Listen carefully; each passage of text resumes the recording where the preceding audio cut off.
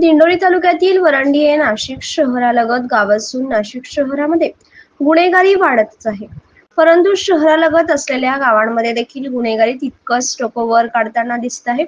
असाच काहीसा प्रकार शहराच्या जवळ असलेल्या वरवंडी येथे म्हसरूळ पोलीस स्टेशनच्या हद्दीत एक पान टपरी फोडून काही मुद्देमाल चोरी गेल्याची घटना घडली आहे.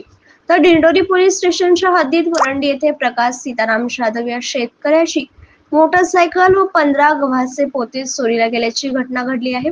सदरील घटना इतकी धक्कादायक असून शेतकऱ्यांनी नुकत्याच भल्या मेहनतीने कमवलेला गहू आपल्या शेतातून काढून घरी आणले आणि त्याची साफसफाई करून ठेवली असता चोरट्यांनी त्या गव्हाच्या पोत्यावर व मोटरसायकलवरती डल्ला मारत शेतकऱ्याला कमीत कमी 1 ते 1.5 लाखाला फटका दिलाच प्रकार समोर आला आहे.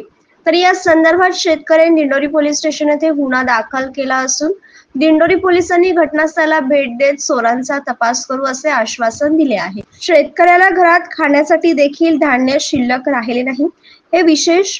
परिसरातील नागरिकांनी दक्ष राहावे अशी माहिती दिंडोरी पोलिसांनी दिली आहे. वृत्तसंकलन रुशाली सोलंकी. ज्ञानेश्वर सीताराम जाधव, वरवंडी. आज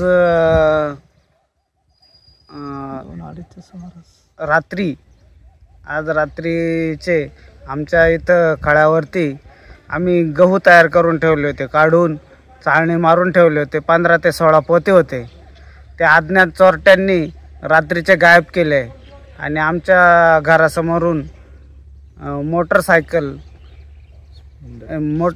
पण चोरीला गेली. तर त्याची चौकशी व्हावी अशी विनंती आहे.